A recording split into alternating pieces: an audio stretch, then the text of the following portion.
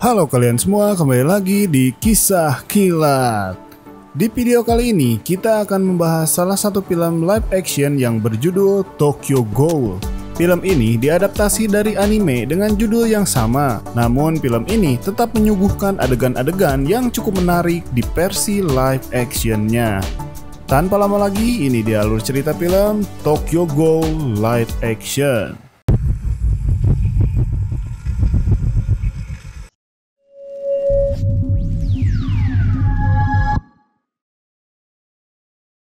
Ghoul adalah sesosok makhluk yang memangsa dan memakan manusia sebagai makanannya dan sudah berada di Tokyo sejak lama. Meski begitu, para makhluk Ghoul hidup berdampingan dengan manusia dengan menyembunyikan identitas aslinya.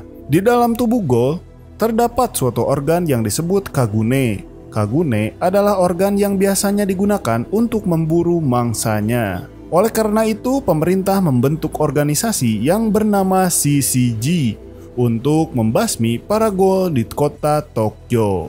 Kemudian kita diperlihatkan dua orang remaja bernama Ken Kaneki dan sahabatnya Hideyoshi. Mereka berbincang di sebuah kafe tentang Ghoul dan tentang seorang gadis yang bernama Rize yang sedang ditaksir oleh Kaneki. Saat itu pun Rize datang ke kafe tempat mereka berada. Kaneki yang gugup lantas menjatuhkan buku yang dari tadi dipegangnya. Gadis tersebut lantas mengambil buku Kaneki dan ternyata mereka menyukai penulis buku yang sama. Karena hobi yang sama, mereka pun mengatur jadwal untuk berkencan. Setelah berkencan semalaman, mereka pun berjalan bersama untuk pulang. Tiba-tiba Rize menghentikan langkahnya dan mengatakan perasaannya kepada Kaneki. Setelah itu, Rize lantas memeluk Kaneki yang masih terdiam. Namun, dengan tiba-tiba Rize menggigit bahu Kaneki.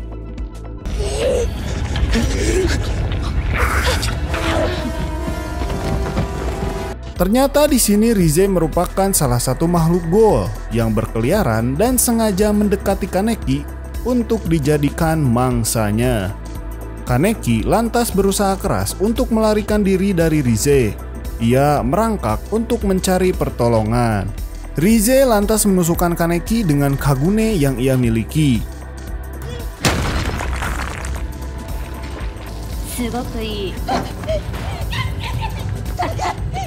Sampai tiba-tiba sebuah bangunan jatuh tepat menimpa Rize dan langsung menewaskannya.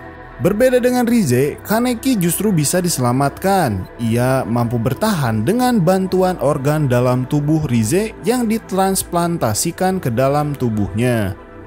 Lalu kita diperlihatkan orang yang bernama Mado dan Amon. Mereka adalah bagian dari CCG dan memang agen yang sangat handal dan berkali-kali berhasil menangkap dan membasmi Ghoul. Dan setiap agen memiliki senjata khususnya dari Kagune para Ghoul yang telah mereka tangkap dan memodifikasinya, dan senjata itu bernama Queen Q. Setelah kejadian yang menimpa Kaneki, Kaneki akhirnya bisa pulih dan menjalani hidupnya seperti biasa. Hide lalu mengajak Kaneki untuk makan dan merayakan kesembuhannya. Namun hal aneh terjadi. Saat ia memakan makanan itu, Kaneki merasa mual dan memuntahkan semua makanan tersebut. Setelah sampai di rumah, ia mencoba kembali memakan makanan yang ada di dalam kulkas. Namun, lagi-lagi ia memuntahkan semuanya. Dari televisi rumahnya, ia mendapatkan berita bahwa seorang Ghoul tidak bisa memakan makanan manusia. Kaneki pun di sana merasa frustasi dan lantas pergi membasuh wajahnya dan menatap wajahnya di cermin. Kaneki pun melihat bahwa sebelah matanya memperlihatkan mata seorang Ghoul. Hal ini terjadi karena organ dalam yang ada di tubuh Kaneki adalah organ milik Rize. Ia pun harus menghadapi kenyataan hidup sebagai setengah Ghoul dan setengah manusia. Kaneki pun lantas berjalan keluar dan melihat kepada manusia-manusia di sekelilingnya. Entah mengapa, ia malah merasa lapar melihat manusia-manusia itu. Tiba-tiba, ia mencium bau yang lezat dari suatu tempat. Setelah menyusuri jalan, ia melihat seorang Ghoul yang sedang memakan manusia di sebuah lorong gelap. Kaneki sangat takut dan terkejut. Lelaki itu lalu menawarkan makanan kepada Kaneki. Namun, tiba-tiba lelaki itu dibunuh oleh seorang ghoul yang bernama Nishiki Nishio. Ia berkata bahwa distrik 20 adalah wilayahnya. Setelah hal itu, Nishi berniat membunuh Kaneki. Namun tiba-tiba Kaneki ditolong oleh seorang wanita yang merupakan ghoul yang bernama Touka. Ia merupakan pelayan di kafe Anteiku yang biasa didatangi oleh para ghoul. Singkat cerita, Touka berhasil mengalahkan Nishiki dan membuatnya kabur. Touka lalu melihat Kaneki yang kelaparan. Dia pun menawarkan sebuah tangan manusia kepada Kaneki. Akan tetapi, Kaneki langsung menolaknya karena ia masih merasa bahwa dirinya adalah manusia. Kaneki pun akhirnya pulang dan terpaksa harus menahan rasa laparnya. Ketika ia benar-benar tidak bisa menahan rasa laparnya, keesokan harinya ia pun pergi menemui Touka dan meminta bantuan untuk menemukan makanan untuknya. Tak lama kemudian muncullah pemilik kafe yang bernama Yoshimura. Dia menawarkan sesuatu yang bisa dimakan oleh para ghoul dan makanan itu adalah kopi. Kopi ternyata adalah satu-satunya bahan makanan manusia yang bisa dikonsumsi oleh ghoul. Beberapa hari kemudian, Kaneki memulai kehidupannya sebagai seorang pelajar seperti biasa. Dia kemudian menutupi sebelah matanya yang sewaktu-waktu sering berubah menjadi mata ghoul ketika sedang kelaparan. Namun semua berubah ketika Kaneki bertemu dengan Nishio yang merupakan guru di sekolah tersebut. Ia juga dekat dengan Hide, sahabatnya Kaneki. Dan benar saja, tujuan utama Nishio mendekati Hide adalah untuk memangsanya.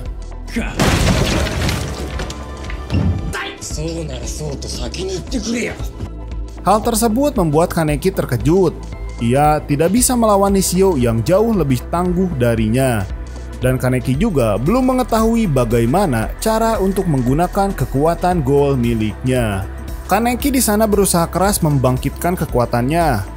Dan akhirnya Kaneki berhasil mengendalikan kekuatannya di saat Nishio hendak membunuh Hide.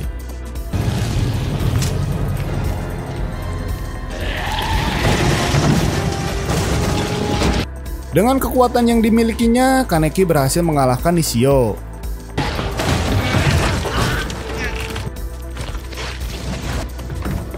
Namun, hal itu belum berakhir karena Kaneki yang melihat sahabatnya bersimpah darah justru tidak bisa mengendalikan tubuhnya yang lapar. Setelah melihat ke arah cermin, Kaneki pun tersadar bahwa ia tidak boleh memakan sahabatnya sendiri. Setelah itu, Kaneki lantas membawa Hide ke rumah sakit untuk mendapatkan pertolongan. Dan dia pun langsung pergi ke kafe Anteiku untuk sejenak menenangkan pikiran. Yoshimura lalu berkata bahwa Kaneki adalah orang yang beruntung bisa menjadi setengah ghoul dan setengah manusia. Yoshimura juga berkata bahwa semua pengunjung dan pelayan yang bekerja di kafenya adalah ghoul. Karena hal itu, Kaneki akhirnya memutuskan untuk bekerja sebagai pelayan kafe di Anteiku. Keesokan harinya beredar kabar bahwa agen CCG sudah berada di distrik 20. Agen tersebut adalah Amon dan Mado. Mereka berdua adalah agen yang pintar dan handal. Selain itu, mereka juga dibekali senjata yang kuat. Beberapa saat kemudian, ia pun menemukan dua orang yang mereka curigai adalah seorang ghoul. Dan Mado langsung bersiap untuk mencari keberadaan dua orang tersebut. Kedua orang yang menjadi target Mado adalah seorang ibu dan anak perempuannya. Mereka merupakan tamu khusus di kafe Anteiku. Dan mereka adalah Ryoko dan anaknya yang bernama Hinami. Kaneki pun sering mengajari mereka tentang banyak hal. Kembali kepada Mado, dia ternyata sudah berhasil menjebak Ryoko dan Hinami. Karena berada dalam keadaan terpojok, Ryoko akhirnya meminta Hinami untuk kabur dari tempat tersebut. Dan Ryoko yang akan melawannya. Namun, ia tetap tidak bisa berbuat apa-apa.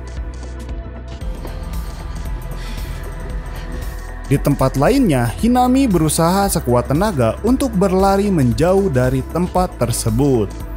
yang akhirnya dia bertemu dengan Kaneki. Hinami pun meminta bantuan kepada Kaneki untuk bisa menyelamatkan ibunya. Namun hal itu percuma saja, karena Kaneki yang melihat kejadian mengerikan tersebut hanya bisa melihat dari kejauhan. Kaneki tidak bisa membantu karena dia belum tahu cara menggunakan kekuatan Ghoul-nya. Yang pada akhirnya Hinami dan Kaneki hanya bisa melihat Ryoko tewas begitu saja.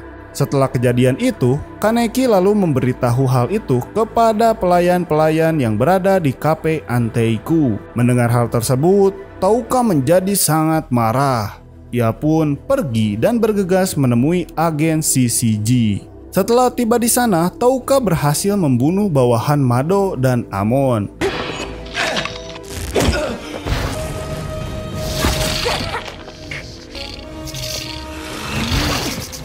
Touka pun akhirnya kembali ke kafe Anteiku dengan luka di sekujur tubuhnya. Kaneki yang berada di kafe pun sangat terkejut melihat hal itu. Keesokan harinya, Kaneki meminta bantuan Touka untuk melatihnya. Ia ingin mengendalikan kekuatan Ghoul yang ada pada dirinya. Setelah berlatih cukup lama, akhirnya Kaneki mampu menguasai kekuatan Ghoul yang dimilikinya dan menjadi lebih kuat dari sebelumnya.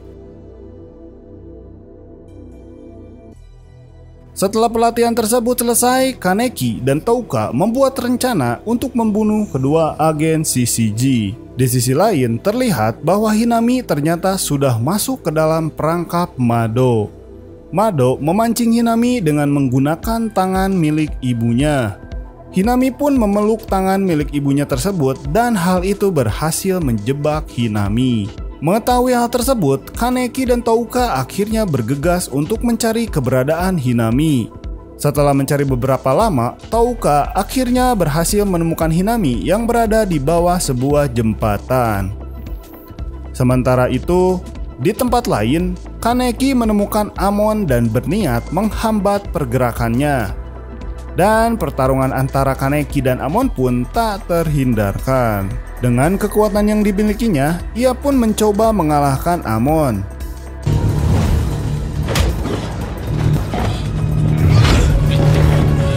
Namun di sana, Kaneki tidak bisa mengalahkan Amon karena senjata Queen Kui yang dimiliki oleh Amon sangat kuat. Tapi Kaneki tetap tidak menyerah begitu saja. Sampai pada akhirnya, sifat Rize mendominasi tubuh Kaneki. Dengan keadaan setengah sadar, Kaneki langsung memakan bahu Amon. Hal tersebut membuat Kaneki menjadi lebih kuat. Dengan kekuatan yang dia miliki, Kaneki berhasil mengalahkan Amon.